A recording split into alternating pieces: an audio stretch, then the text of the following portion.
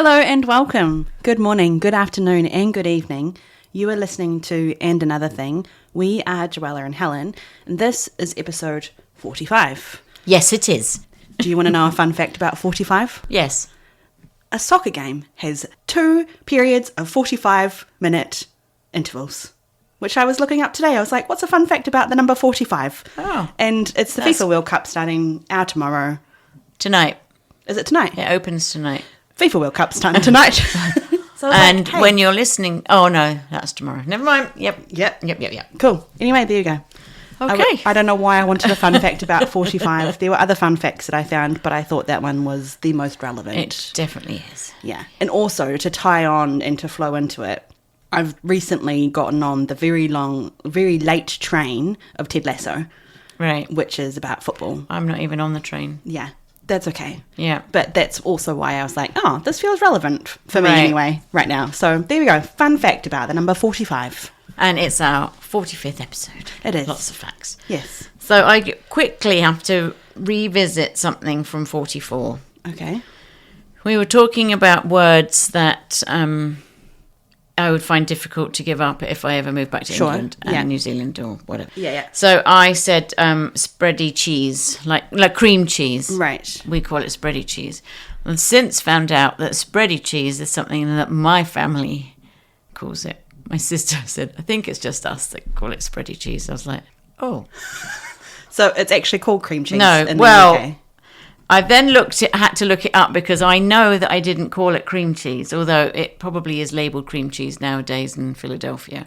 But it was called spread cheese. Okay. Or cheese spread. Okay. So I think that's how we got our spready cheese thing, so cheese spread.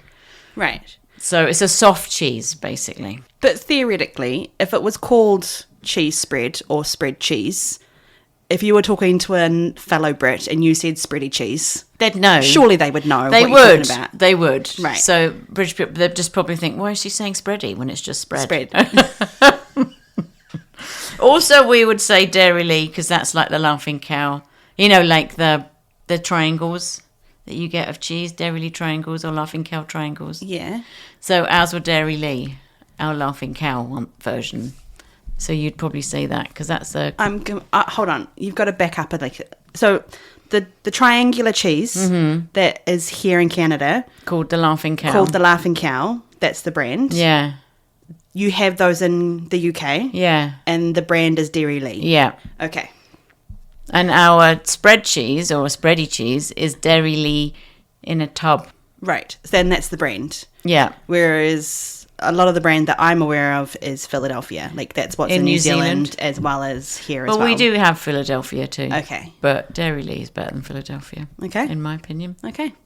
That's a fun fact. I got a little bit lost there in amongst it all. Also, to be fair, I don't actually know if there's triangle cheese in New Zealand. Because you've forgotten or you didn't have them? We didn't have them as kids. That was fancy. Anything It is fancy. And we did not have fancy cheese growing up. We had cheese, but fancy cheese, There's nothing like opening one of those little triangles and just eating a triangle. Some people would put the little triangles as part of your lunch. Mm-hmm. So in your lunchbox? Yeah. Yeah. I do quite like them every now and then. Yeah. And you just want a hit of something where you're like, Yeah. I just want something. They're better than those ones that have got the red wax seal around them. Yeah, that's a little bit of a harder cheese. When we were on a plane once, I forget where we were going, but I told my sister that you could eat all of it. And she ate the wax. Well, she bit into the wax and then... You're an awful sister. Some of the things that you tell me, I'm like, oh, poor Rachel. Yeah, it was poor Rachel. Sorry, Rachel. I also took the mickey out of her fringe on the last little message that we... What do you mean? Video message. I said her fringe used to come from the back of her head, and Ross had told her and said, your sister's taking the mickey out of your fringe.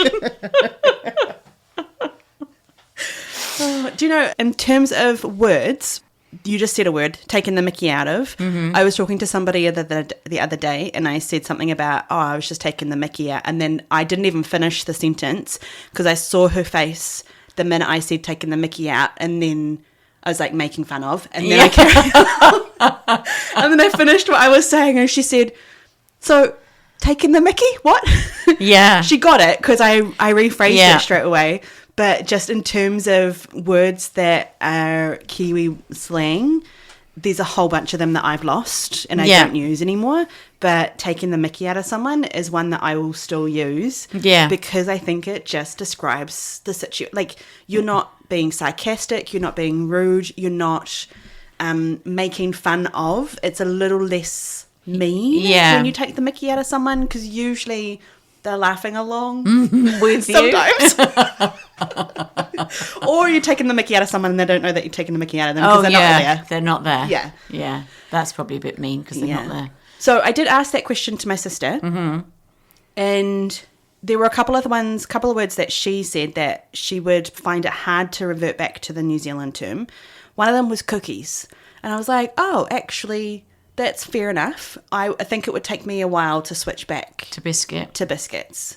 Although I like to shorten it to a bicky. Yeah, have a bicky. Have a bicky with your cup of tea. So when I went back, I had a few bickies. And I don't remember calling them cookies. Okay. I think I went straight back to bickies. Okay.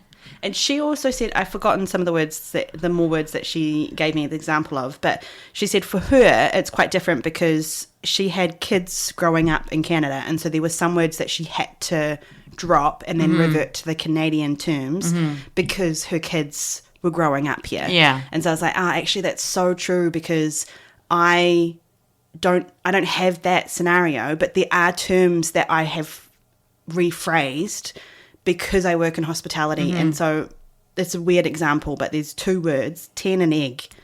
So when I go to New Zealand, my words are 10 and egg, number 10 and an egg that you cook. But here I will say 10 and egg. I will kind of open my mouth a little bit more. And so I went to New Zealand the last time I went, and I went somewhere with cash, I think. And they said, oh, that'll be something or other. And I said, what did you say? Is it $10? And they're like, what? And I was like, 10? I don't know what I said. What did I say weird? And I was like, 10? And they're like, excuse me? And I was like, oh, 10. It actually took me a second to realise that I'd said the Canadian word 10 for the number and hadn't reverted back to my 10. Yes. Here's 10. 10. It was weird. Anyway, 10 and weird.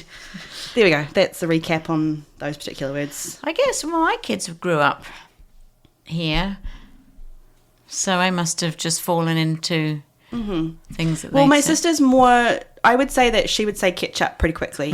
For her, it's not so much tomato sauce, although we'd call it tomato sauce in their house. Oh, I'm ketchup. I But- say ketchup all the time now, But we had this discussion the other week. What do you call it in the UK? Tomato sauce. Oh, okay. Yeah. All right. But no, I would say ketchup.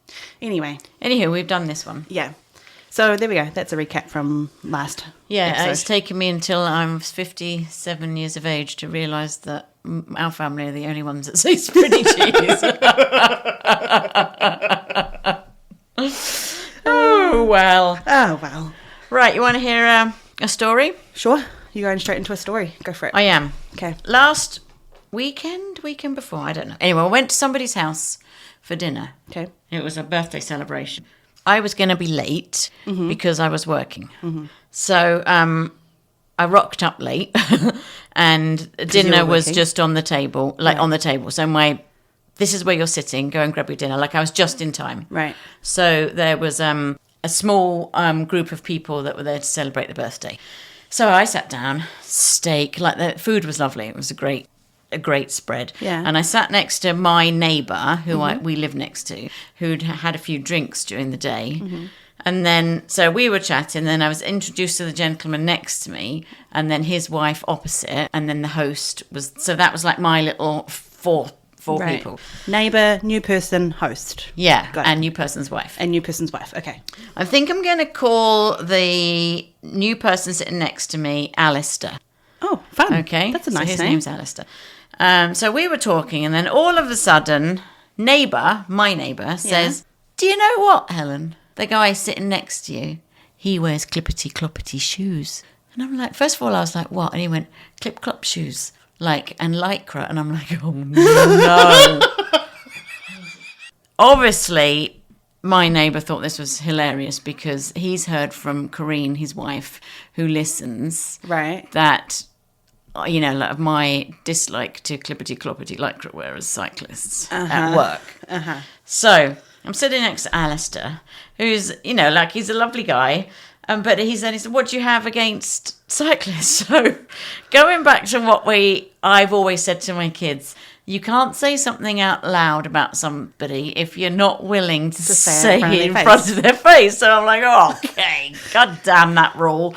Welcome to the situation where you have to practice what you preach. There was a few people there that knew as well. Okay. That were our podcast listeners. So I could feel the laughter and the, oh my God, what's coming now? So I told him. Yeah. I said, your people, like yeah, shit in our toilets and leave your skitty shit marks everywhere.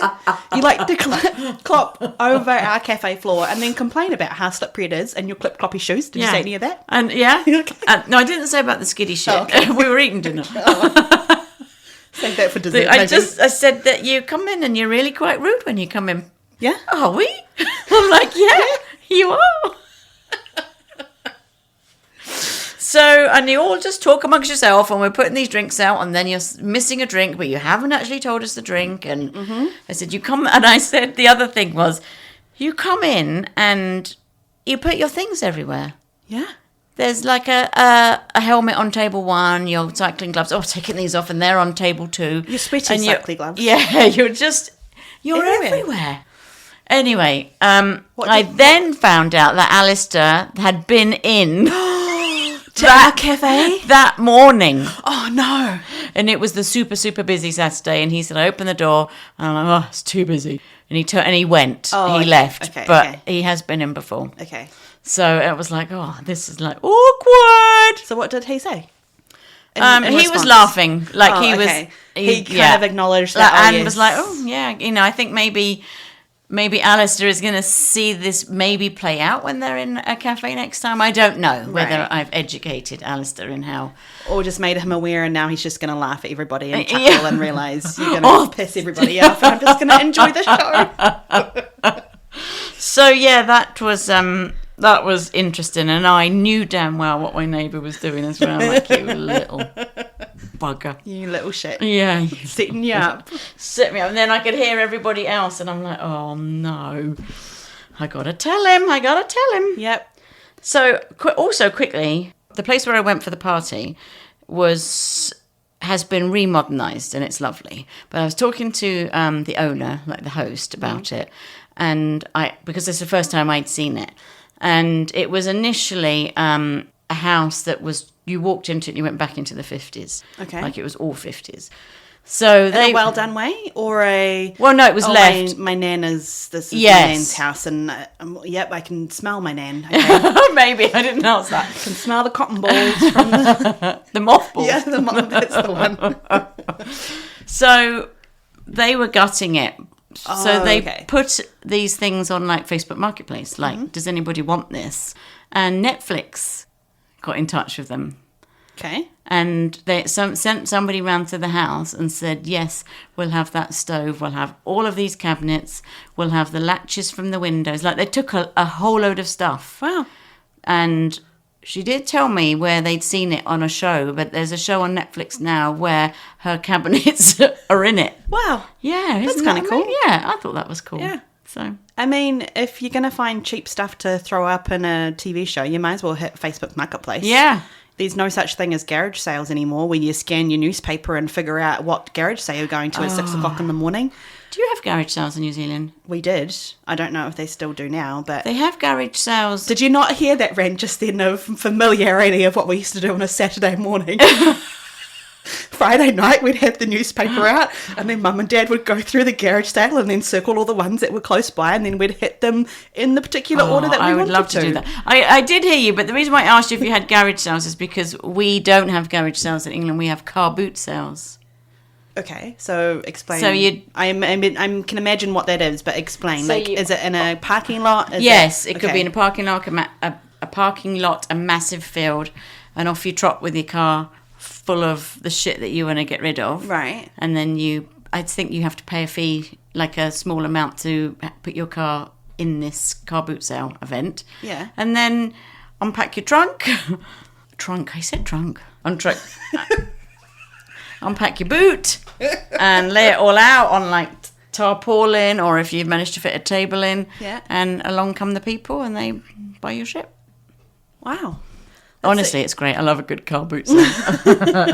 It seems a whole lot more organised than going from one person's house to the next. Yes. But there was always a good system. Yeah. We would always figure out our route, and then it would start at 5 or 6, 6 o'clock in the morning, is usually when the first one would start.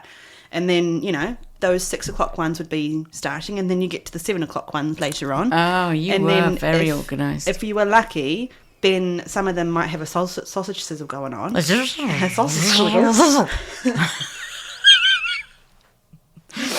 And which is basically just your fire up your barbecue. You throw a couple of sausages on there, and then you've got to have white bread. Have I ever told you about sausage sizzles?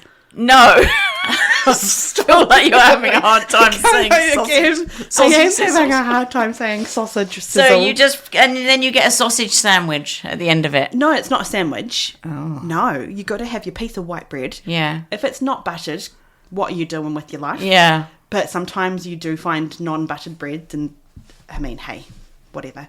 So, but you've got to put your sausage diagonally on the piece of bread. Mm-hmm. And then you kind of fold it up like a hot dog situation. Okay. Yeah. And then sometimes, if you're lucky, you might have some onions. Yeah. That have been fried on the barbecue. And always tomato sauce. If you're lucky, maybe some mustard at the same time. But sausage sizzle. Nice. $2 for a sausage. Mint. And that was your breakfast on a Saturday morning. Yeah. And before you reached the 8 o'clock. Absolutely. Garage sale. Yeah. They have yard sales here, really. Obviously not garage. Do they call them garage sales? I've seen them call them. In the little village that I used to live in, they had a garage sale. I think maybe it was like a monthly thing, but it would be a community one. Oh, right, so yeah. a community time and date. Mm-hmm. So it would be the third Thursday of this month. If you want to do a garage sale, you can. But it'll be on this, not Thursday, sorry, on a Saturday. Mm-hmm. And then you go around the entire village and everyone's got their garage sale going. But it would be done at the same time. Yeah. And then after that, yeah, it's basically whoever's got shit on the side of the road that you stop for and go and snoop around in. Yeah, and then you just leave it there until big garbage day, probably, with the big stuff. Yeah. Very good. Yeah. I have a story for you that I've been holding on to because I desperately wanted to tell you last week, but it didn't work out that way. The other week, about 2 weeks ago, our boss and I went to a meeting, and I won't say too much detail about it because it was a community meeting. So there's a couple of businesses involved. We were talking about a community event that we are also involved in, our business as well. And so we're sitting there talking about how to fundraise for this situation. And they were talking about last year and how last year's fundraising was so amazing. And we couldn't have done it without the help of Hyacinth. And I was like, bloody freaking Hyacinth. And they were singing her praises, and I was sitting there and I noticed this thing happen to me where I thought to myself, this cause that we're talking about is an incredible cause, and they raised a bunch of money for it, and I'm sitting there thinking, that's awesome, like what a great accomplishment. But the fact that this woman who comes into our store and treats everybody like a piece of dog shit under her shoe and wants to get her own way and thinks that she owns the place is the woman that they're singing praises of because of the work and the effort that she's done for this community event. And I was just thinking, like, what a lesson in life on who you are in your community when you order a cup of coffee should be the same reflection of who you are in the community when you're raising money for a good organisation. Yeah. And if you can't be the same person in both, then you need to sort yourself out. Mm-hmm. But I was just like, what a two-faced piece of work. Like, I couldn't even be happy for this. I could be happy for the organisation and the money that was raised.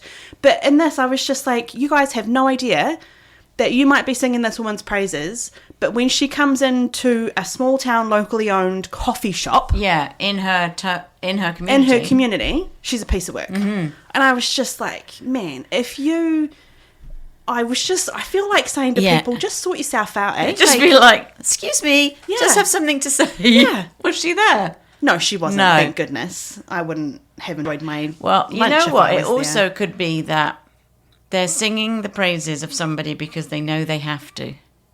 And a word will get back and she'll be like, yeah, I did a good job. Do you know what I mean? There's just some people that you need to do that to, Yeah, but because also- otherwise they'll take you down. Because she wasn't there, don't mention her name. Like, if that's, in my personal opinion, if that's how you feel about, if that's true, Yeah. don't mention her name. Yeah. Don't fluff her up because she's not there, so you don't need to do it in front of anyone else. Like, just say, we did a great job last year. It was awesome, raised so much money. Yeah. Boom, done. You don't have to mention the person if you don't want to. No. But they were just harping on about her, and I was like, you don't know what you're talking No. about. This woman...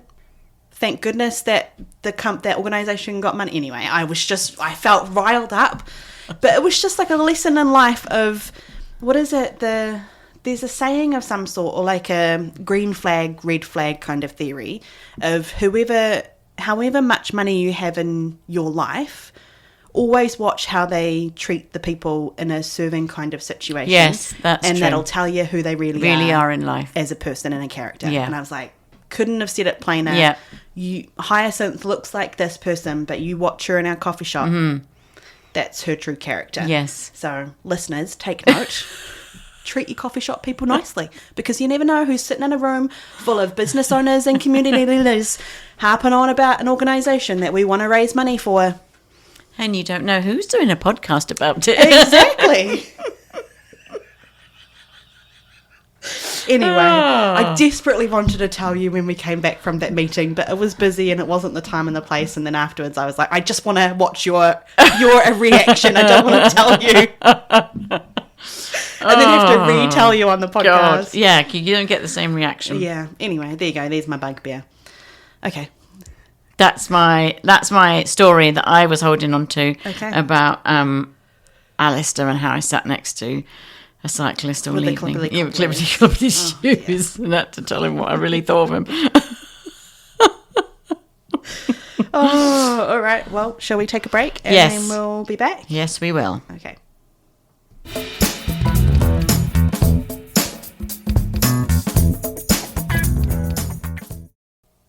Okay, and we're back from our break. So, in episode 35, which was in January, you and I spoke about the differences between 9 to 5 work. Working 9 to 5. And it was Dolly's, well, the whole thing. It was her birthday Oh. then. Remember that? Oh, yes, okay. And working in shift work. Right. So this kind of jogs on from it, I guess. Right. But when you're working in hospitality, it's such... The atmosphere that you're working in and the hours that you do mean that you have to juggle a lot of things in your work life. And in your personal life. So, yeah. for example, if you have kids, you've got to juggle that. If you go to a club or you do some sports, like you've got to juggle all that with all of the shift work that goes on. Right. And because the reason why you're saying this is because it's not a 9 to 5 job. Yes. It can sometimes be a 6 to 2 job, or a Yeah. 2 to 9 job, or a 6 to midnight kind of job. So and it's, some of them, because our place is a little bit different because we have an end time. Mm-hmm. Most restaurants have a start time, and then there's no end time on that shift. right. It's because it's until the last person leaves. Yeah. Right. So it's mainly those people probably because it's a little bit different for us. Sure. But so they might start and then they actually don't know when they're going to end. So they can't really make a plan because they don't know when they're finishing. Right. And then shit happens and they could also stay. And especially if you're like in a management role, you're just there forever. Mm-hmm. So one of the things that when I was trying to do a bit of research on this, it was like the exhaustion of working in hospitality then steals your day off, or it steals your afternoon. Mm-hmm. Like you have a day off but you're in recovery mode Right. from what you've previously done. Right. So especially if you've done one of those late night shifts where you haven't been told when you're going to finish because the last person hasn't Yeah. left until 1 o'clock in the morning. and then your fridge breaks down. And then your fridge breaks down. Yeah. Or you've just got to clean up the mess that's been made, or the vomit that's somewhere. Yeah. Or And then eventually by the time you get home, it's 2:30 in the morning. And, oh, hey, your kids are waking up at 6 o'clock and, oh, you've got to get things ready for school. Or, oh, maybe you're in school and you've got to go to class. And then that's your day off. Yeah. But do you ever get the feeling that sometimes you think you're going to do something in the afternoon, but you've had such a busy morning that you're like, it Absolutely. has stolen your afternoon in some respects that day? Yeah. Because you just can't. Yeah. There's lots of times I do know, especially in this weather, it's not helpful for my living situation, but sometimes it's so hot that I get home and I live in a basement apartment. I don't have control over my own temperature. So my house is a lot colder in the summertime especially. And it's like, do you know when flies are in a cold house, they kind of get lethargic? Yes. It's the same feeling. Yeah. I walk into my cold house and I'm like, oh, finally I'm out of the heat. But then I get lethargic and I'm like, I just don't want to do anything because first of all, I'm in a cool house. And second of all, I'm just pooped from the day. Yeah. Yeah. So yes, I do get that too. Yeah. So, and on my days off, I have to. So this is what also that some of the research that you've been looking at. You convince yourself that this is part of the job. Right. This feeling that you have in hospitality when you work all the time. And so to try and get a work-life balance is really hard, and it's a real struggle on some people because they miss so much of their family's life. Like they miss birthdays and events and weekends, and people are like, oh, it's because she's working, or it's because she's working. It's really hard to get that balance in hospitality. And I'm assuming that other shift work people, but a lot of shift work is so many days on, so many days off, so you kind of know.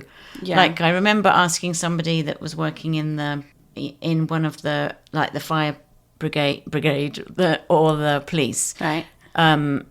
Would you be able to do this event? And they're like, oh, hang on, and they're like 1, 2, 3, 4, 1, 2, 3, 4. Oh no, that is my like they shift. know, Yeah. when they're on and off. Yeah. Whereas hospitality, you're basically just on, Right. especially if you're in management. Yeah. So you've mentioned kind of like the sacrifices that that we sometimes make because of the unpredictability of the times and the shifts and the hours and how it can be harder on maybe a family life as well. Yeah. You and Scott have been in hospitality for most of all of your married life, actually, because that's how you met. Yeah. So what are some of the significant sacrifices that you feel like you've missed out on as a family and then maybe for your kids, like for this scenario? Well, we missed out on because you've both worked in hospitality? family time because when one of us wasn't working, the other one was at home because we couldn't afford like daycare. Right. So there was and it still is a little bit rare, although we have slightly different jobs now. But for us to be at home as a family. Right. So when the kids were small, that's what they missed out on, the four of us being together. So they would always eat dinner first, and then we never had dinner together. Right. Those kind of things is what we missed out on. And also, I remember once when we were here, I missed out on a lot of the sporting stuff. Scott did all that because it was at weekends and I was working. Right. And there was a hockey tournament down the road from where we work, like so close. Right. And TJ was in it, like it was a final. Yeah. So I asked if I could leave and go and then come back. So I was there at the hockey, watching the hockey, and then I get a phone call, it's gotten so busy, you have to come back. And I'm like, oh. So then I had to go because back. technically you were still on. You hadn't actually found cover for yourself. No, but everyone said they would be okay. Right. And they weren't okay and I had to go back. So I missed that final and I don't even know. I don't know if they won, but I've missed a lot of those myself. Right. So because of having to be called back. Yeah. Or not being able to leave. I guess that comes from working Monday to Friday because most of kids' sporting events are on a weekend, right? Except for like soccer things. So, but restaurants are open all the time. All the time. Yeah. So I would be able to go to the soccer because that was in the evening. But yeah, so just missing out, family missing out, and the four of us being able to do stuff together was what I noticed from us both working in hospitality, and the late nights. So one would be home late. One would have to go in early, like we would have to balance that out. So I would do all the early shifts and then Scott would do the evening shifts. Right. So we'd swap the kids over. So. Which is hard to, like, I know that sometimes with a family that's just a season in your life, and you can do that, but it does take a toll on the reality of being a family unit. Yeah. And so that's kind of what you've had to experience in the sacrificing of things. Which is a shame for kids in that environment, I think. A lot of the time. We never really had family. You know, like I wished that we'd had family dinners and be able to discuss things. Yeah. But we just never did. So I would be having the, like, chats with them over dinner because Scott was rarely there at dinner. And, there's a lot really, isn't there, that... Yeah.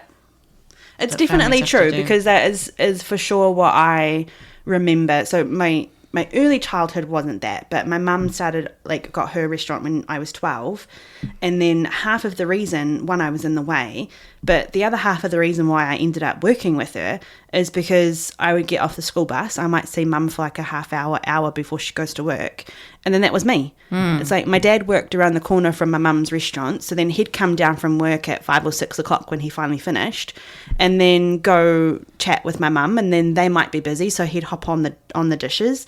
And my 2 older brothers by that point had left home, and my sister was old enough that she had her own life.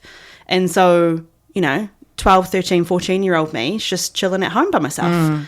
And so I think my parents kind of realised, oh, I'm actually home by myself a lot. So then I would go into work with my mum when she would go in. So I'd have a half hour at home, and then I'd take my homework into the restaurant with me. And then my dad would come down from work, and then we'd actually have dinner together. And it was the only time that we actually got to eat together because otherwise...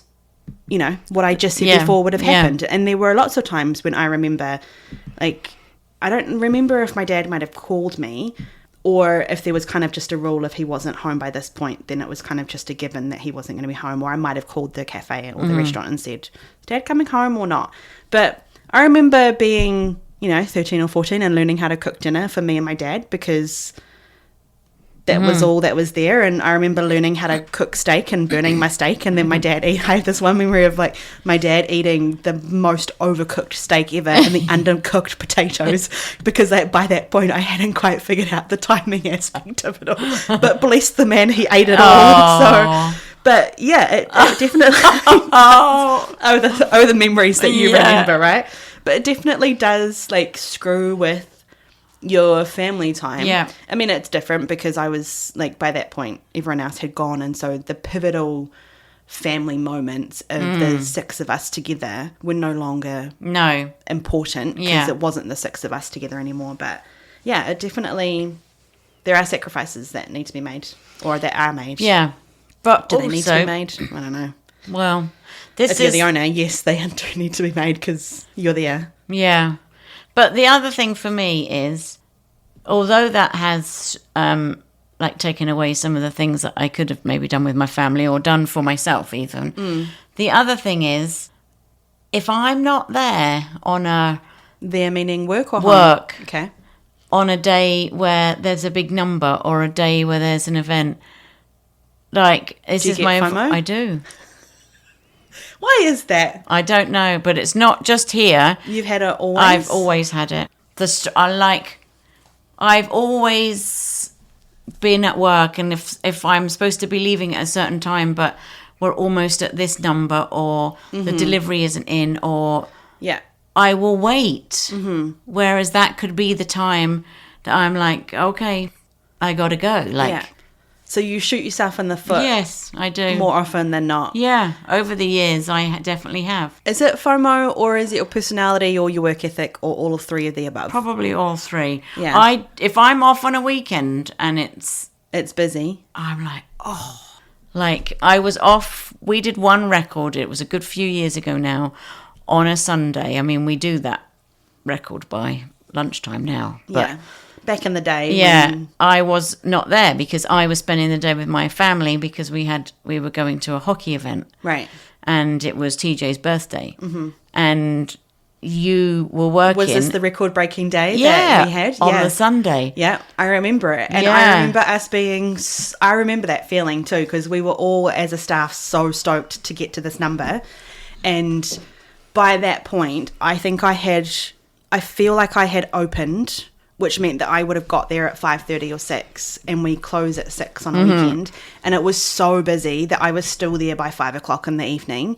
And by 5:30, I was like, we were about $60 over, like close to reaching our new record. Best ever day, yeah. And so I said to the staff, like, I reckon we can do this. And they're like, Jo, go home.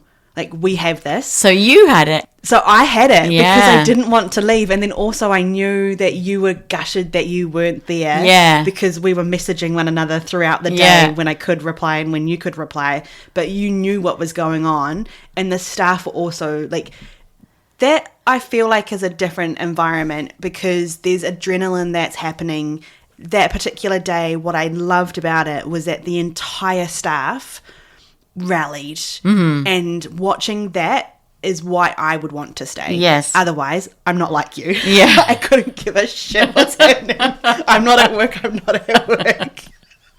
I don't get FOMO of things happening. I'm like, cool, that can happen. I don't really need to be there. I'm glad I'm not there having to deal with it. But when it's the record-breaking day and I watched the entire staff like step up and want to do well and want to do a good job. And they also wanted to do a good job because you weren't there as well. Right, it's yeah. like they wanted to make you proud. And so many people told me the next day. yeah, they were so excited. Yeah. And I was just stoked for the staff on how they and that's what made me stay. Yeah. I wanted to stay and I wanted to help them. But because they were so on it, they basically told me to go home because I'd been there for 11 hours already. And I was like, okay, actually, I do need to go home because I'm pooped. But yeah. Sometimes you just can't. You just know that you need to stay there. It's almost my thank you to them. Right. So even though I could probably go, like, or they say, you staying till close tonight? I'm like, I'm not sure. Yeah. But if I get to that point where I'm like, I could be quite useful here so that they can all get out and then I'll stay. Yeah. But sometimes I do wonder if both of us staying, not together, but like if us staying is some of those scenarios of we're actually just helping them be a little bit lazy. Yeah.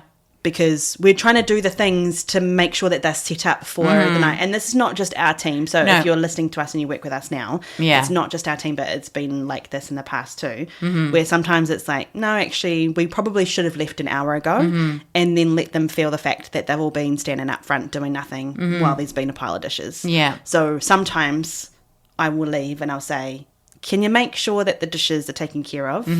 Because I'm like, you're all just farting around. So I think that that's the only time where I would say sometimes I feel like we do them a disservice. Right. In the staying. Does it make sense? Yes, it does make sense. Would you agree with me or not? No, I do agree with that. But then it must be for my own peace of mind. Right. That's fair enough. That's why I would. But it has taken me, very recently, not that I've changed the way I think about it, but it's taken my kids telling me that you need to stop doing this, you need to stop doing this. You could have come, especially Amy who works with me, you could have left at 4. Right. I could have. And they're just both saying, and because I guess they see me when I get home and then I try and get up off the chair after an 11-hour day and I'm like, oh my God, I feel it. Yeah. That, Mum. You're doing this to yourself, no one's asking you to stay. Yeah. Yeah. So I've listened to that a bit and tried to, I think it's time after doing it for all these years that I take some time to look after myself. And that's what this hospitality thing that I read was about. Right. This same person that I read this article about got to the same stage and was like, why have I done this for all these years? Why do I feel like I need to stay? I'm staying for another family because they are your family, they're your work family, but why do I do this? And it's not just, it's a lot of people that feel like this when they're in hospitality. Yeah. So it just gets you. It's kind of what's that suction force where it pulls, the gravity. Yeah, okay.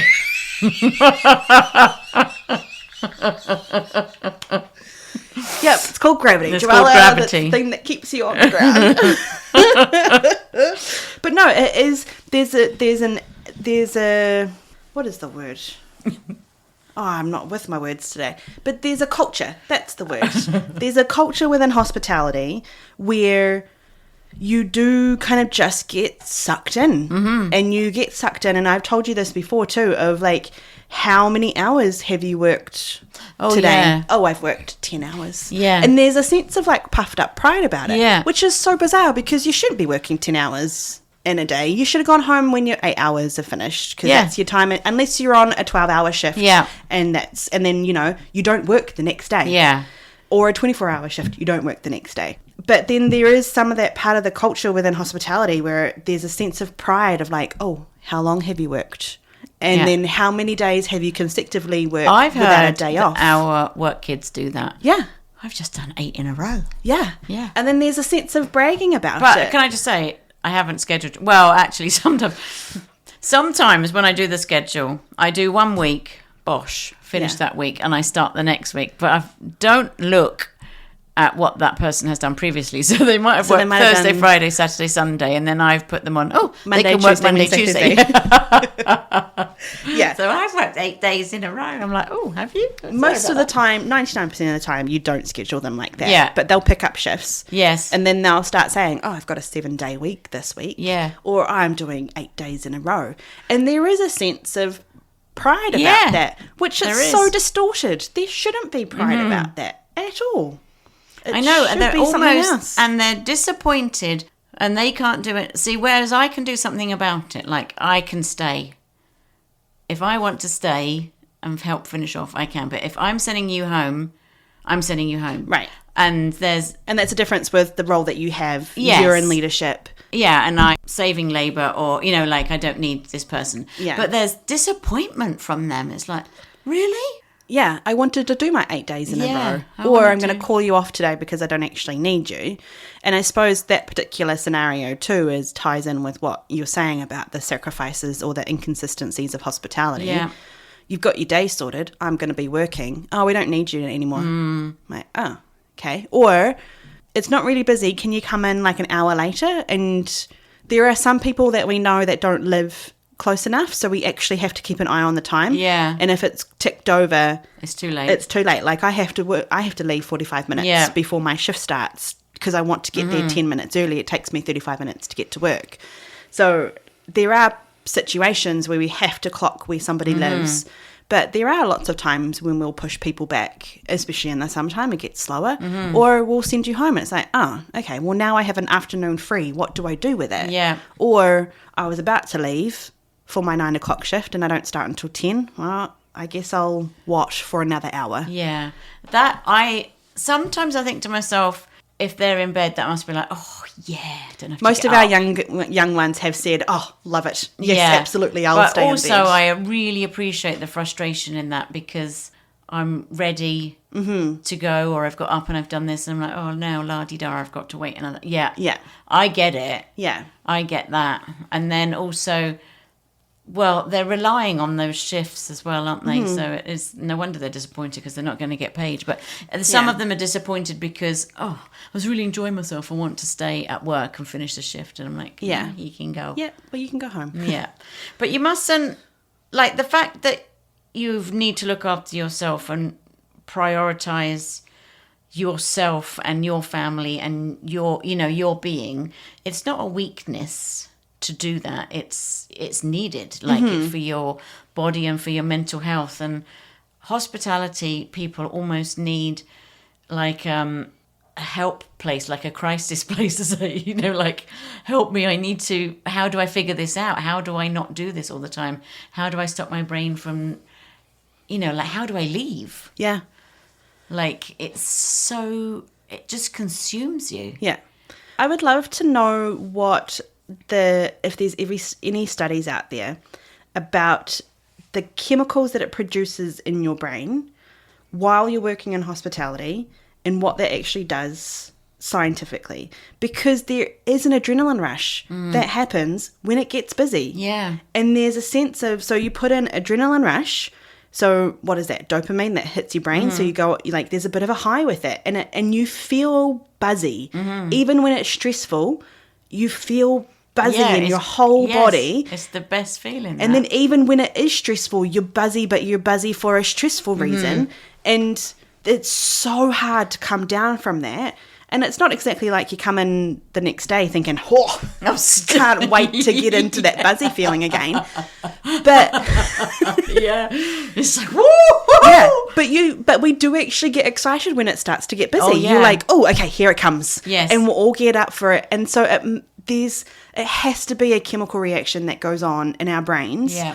Because we get that dopamine hit from that adrenaline rush. And it's kind of like, oh, I'll stay because I want more. Yeah. Or I'll stay in this job because whether we think it or not, this is what it actually gives us. And I've said this before in our podcast, but when Mum and I would be working a late night, I can totally see, I mean, I was 14, 15 at the time, so there's no way that I'm going out to a club at the end of my shift, but I can absolutely see why people want to go out after working in restaurants, or why they want to get high, or whether because you've got that adrenaline, what the heck are you supposed to do with that at 1 o'clock in the morning when nothing's happening? It's like you want to ride that high a little bit longer. The so funny you thing for find us something is it's like 4 or 5 o'clock in the afternoon. But then we don't want to ride that high. Because we've done the adrenaline buzzy thing, and then we stay until it's stopped being busy. Yeah. And then we just get to that exhaustion point where then I think we just hit the wall. Yes. And then, there's this whole cycle that happens. We've spoken before about how the summer is a hard season for us. It is. And the reason for that is because it's quieter. Mm-hmm. Because it's like, oh, God, is anyone going to come in? And then when you get that little lunch rush, it's like, woo, and then it's gone again. Like, that wasn't long enough. Yes. I mean, it's obviously not long enough for the business, long enough to make money for the business. Yeah. But also for the people that work there, you can lose your motivation quite quickly if it's not consistent or it doesn't happen a few days in a row. It's hard to get everyone motivated. So summer is hard for us. You and I have discussed this. We're like, bring on pumpkin. Yeah. Bring on the fall season because it just starts to pick up again and we get, it feels easier for us. Yes, definitely. Easier because it's busier, which is weird to say, isn't it? Yes. Yeah. Okay, so I have a question for you. I have experienced this in my hospitality life. I've gone in and out of these thoughts. I'm curious if you've experienced them too. I have worked in hospitality most of my life. I've done a few things outside of it. I've put my finger in different pies of admin work, or I used to work in a beauty therapy clinic at one point in my life, like a random, and then I did other things. I did not know that. I was like, I don't think you knew that one. So I've done different random things, but I've always come back to hospitality. When I think about leaving hospitality, I get stuck because I'm now in my mid to late 30s. I'm like, I have done this for so long. There's actually nowhere further for me to go. Like, in terms of I'm in leadership role, so I'm either in a leadership role or I'm a business owner. That's kind of as far as I can go in terms of a ladder of rung in hospitality. And so I think to myself, well, if I ever left hospitality, what the heck would I do? Because it's either a completely different shift in business, which I'd have to start again, and that's kind of scary. I'd either have to learn something new, or I'd have to apply for jobs that I'm not qualified for because I don't have the experience, but you're kind of just hoping that age kind of helps with maturity. But I kind of do wonder sometimes, I'm like, if I ever didn't do hospitality, what the actual... And I've had these thoughts, and I've gone through the cycle, and at one point I did actually go into school and I studied to become a counsellor for a semester, and I dropped out. But, like... Have you ever felt that as well? I wonder if that's kind of the stuck or the pull that we also get in hospitality of, like, if you've been in it for so long, what other skill sets do you actually have? The reason why you've been in it so long is because you're good at it, right? Yeah. You're good at the customer service thing, whether you're in retail, because my background was retail and then... It scares me not to be in hospitality. It scares me not to have the one-on-ones with people. That's the bit of the hospitality that scares me. So the human interaction and not having that like that connection point. And the serving somebody and making them feel like they've had the best experience. And that it scares me not to be doing that, because that's what you enjoy about the job. Right, is what I enjoy. I think if I moved on, I would be moving on to do something that is still with people.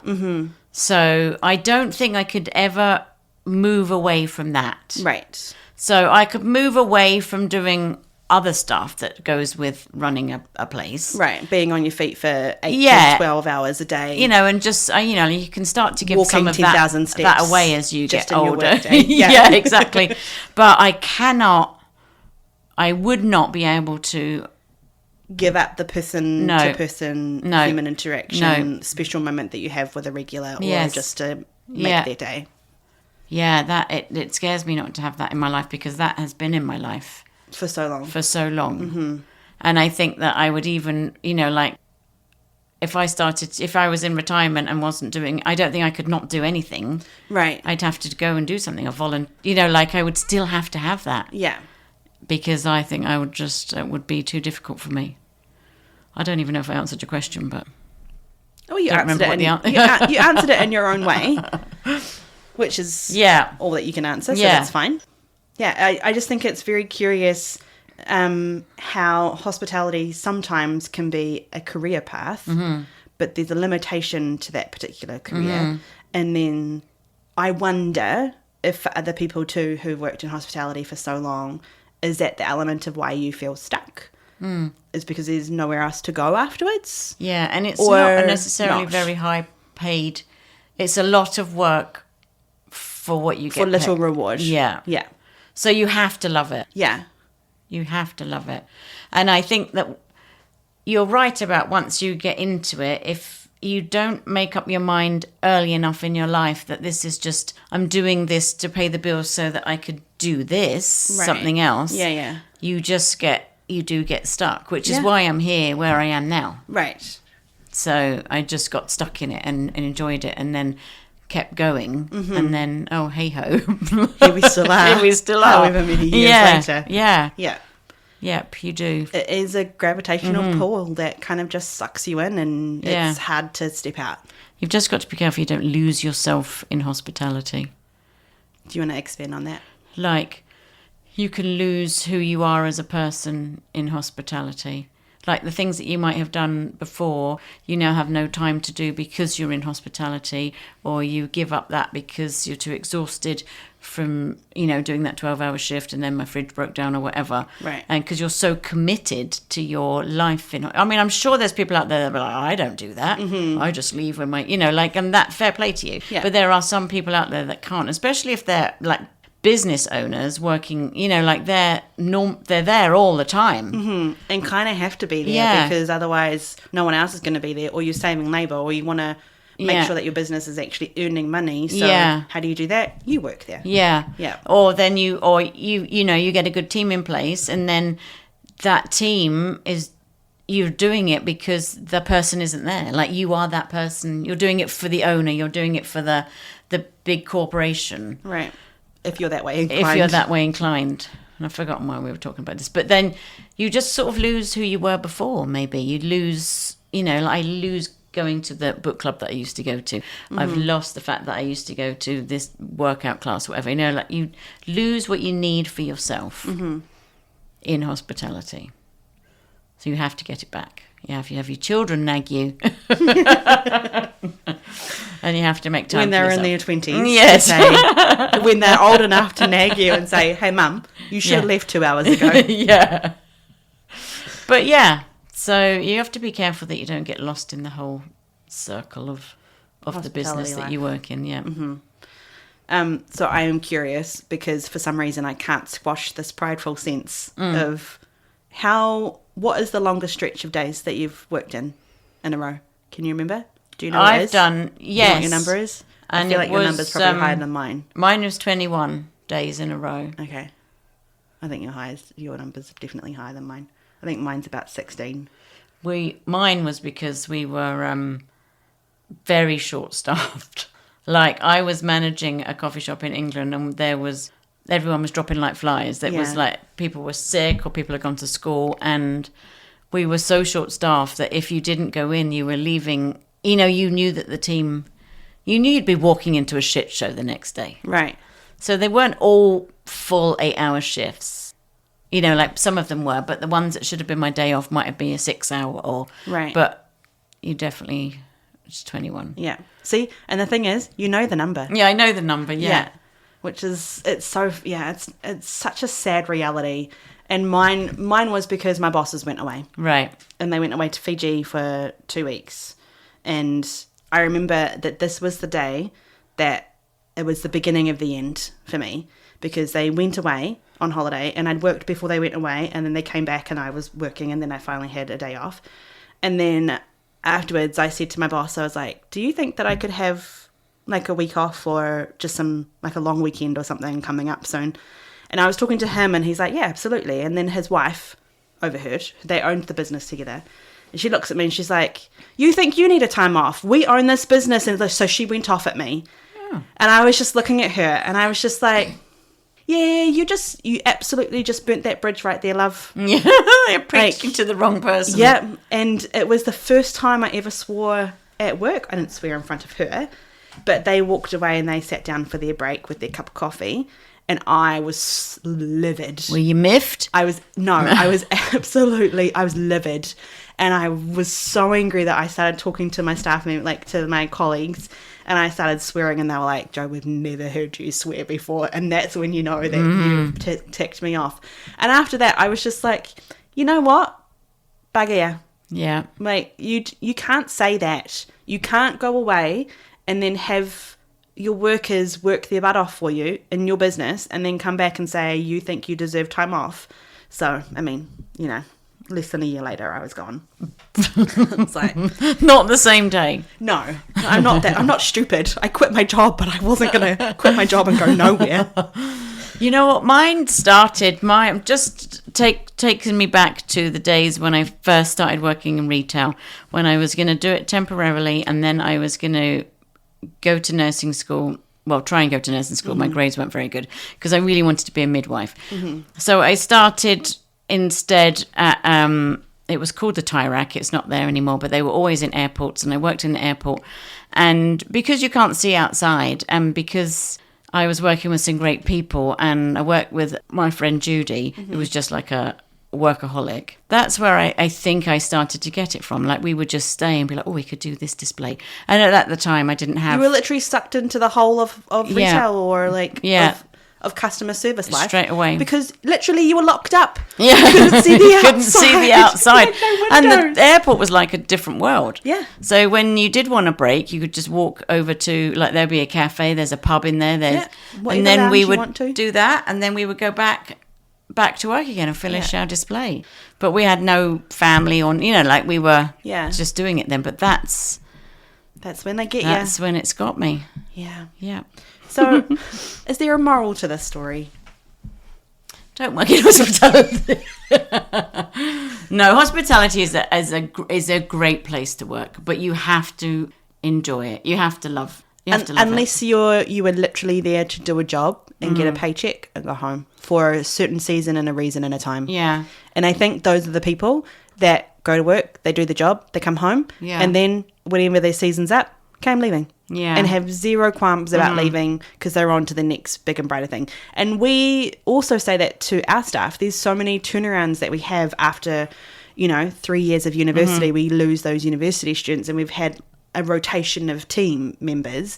And it's always sad when those 3-year team members have gone. And you're like, but also I'm so stoked for you because you haven't spent the last 3 years in university to stay in this job.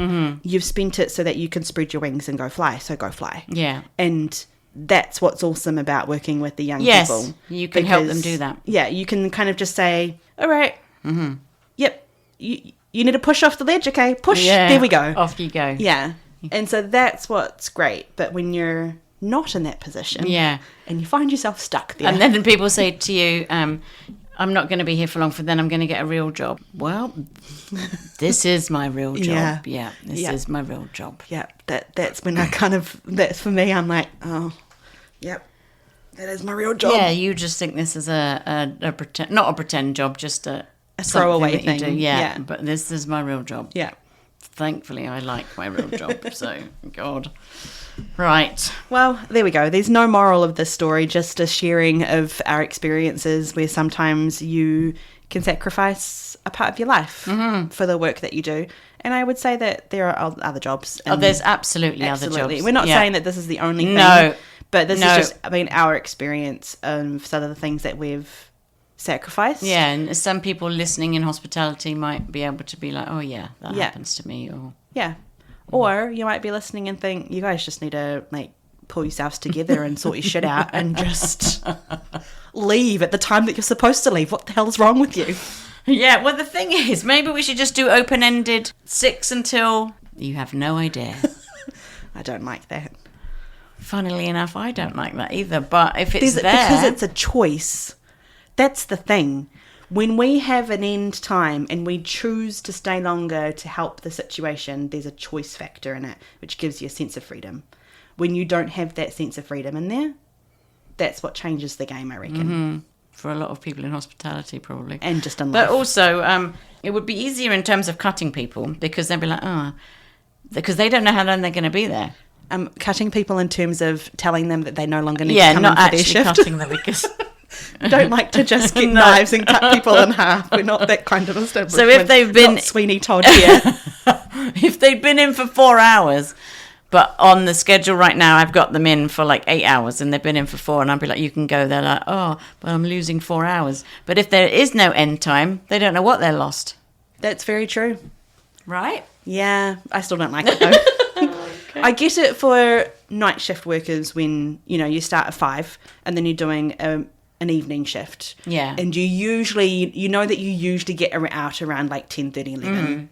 But it might be a busy night and you'll be like, okay, well, I'm still here at midnight. Okay, well, I know that we should have ended about an hour and a half ago. Yeah. So this might be a once off. Yes. But there is kind of a rounded aspect of when you usually leave. I have 2 nieces who are in restaurants that open at night, they work at night time, and that's for them. They don't have an end time. Mm-hmm. It's when their shift kind of finishes off. Yeah. And sometimes it's not usually busy on a Tuesday night, so I'll probably be home by 9. Right. Or I think we've got a party in tonight. It's a Friday evening. I'm probably not going to be home till midnight. So they've got an idea of what they do, but it is open-ended. Yeah. Anyway, we have talked long about this. We'll take a quick break and we'll come back to wrap this episode up.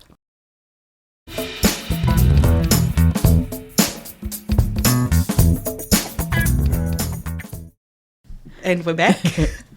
We were just saying, do you have a who does that? And I just paused for a minute, and then I was like, yeah, I do. And I said, do you have a who does that? And you were like, yeah, I do.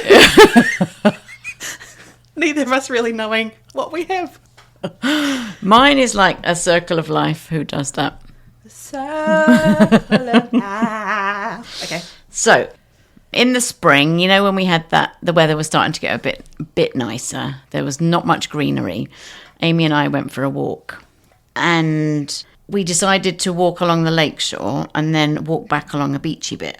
Okay. Okay. So, mine is, they say that when you get older, you revert back. You're going backwards into being more of a baby stage of life. So you might end up in diapers and being spoon-fed and all that kind of stuff. So you start off like that, you live your life, and then unfortunately you end up like that. Become Benjamin Button. Yes. Yeah.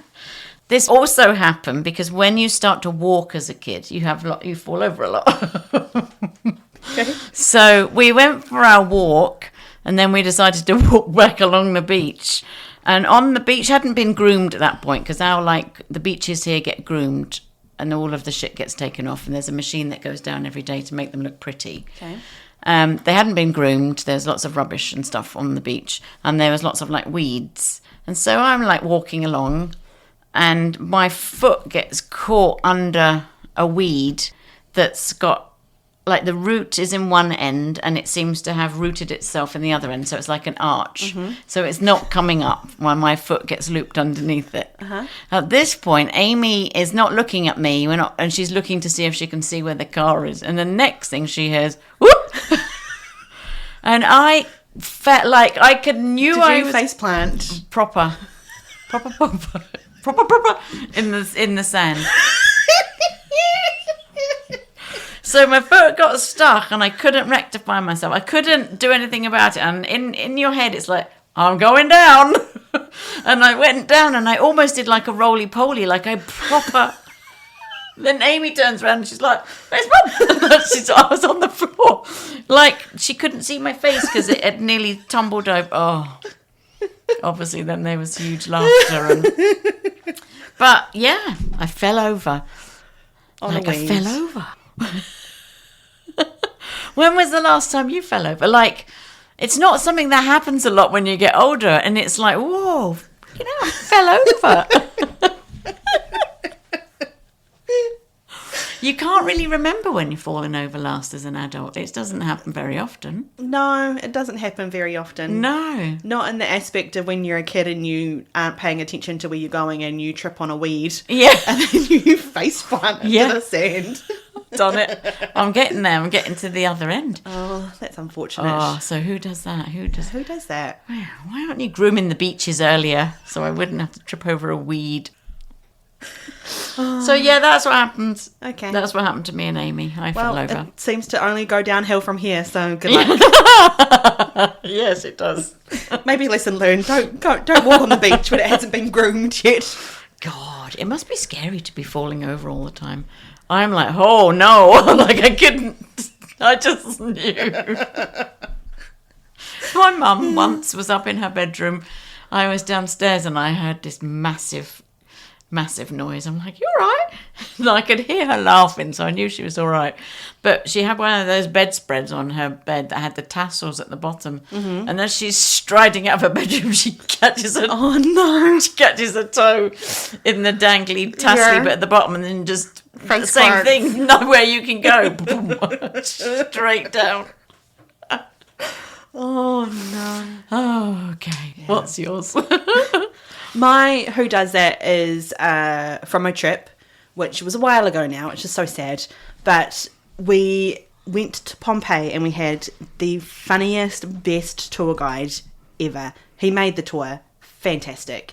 I don't remember what his name was, but my niece and I called him Greco in our minds because his name actually started with a G and it had an R and a C and an O in there somewhere. We couldn't remember what it was, and it was something Greekish, even though he was Italian, but he told us that he was part Greek.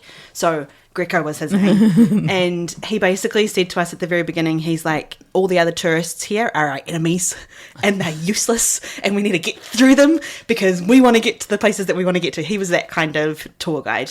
We were in the bath rooms. So, back in the day in 79 AD, they had the hot tub rooms or the steam rooms or the bathrooms. Yeah. And so just imagine hot day, crowds of people, and you need to kind of take your turn to get through into these tiny rooms. So our group goes in and we're waiting in line to kind of and he's great. He's kind of just saying to people, especially when he sees that there are people doing the tour by themselves. Mm-hmm. So he's like, can you wait a second? I've got a tour group. Can you just let them go through?